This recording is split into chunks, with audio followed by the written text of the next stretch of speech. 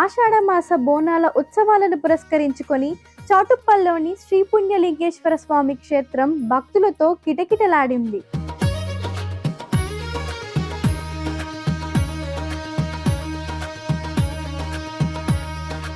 ఆషాఢమాస తొలి ఆదివారాన్ని పురస్కరించుకొని అమ్మవారి బోనాల వేడుకలలో అమ్మా నాన్న అనాథాశ్రమంలోని అయిన వారంటూ ఎవరూ లేని అభాగ్యులు పాల్గొన్నారు.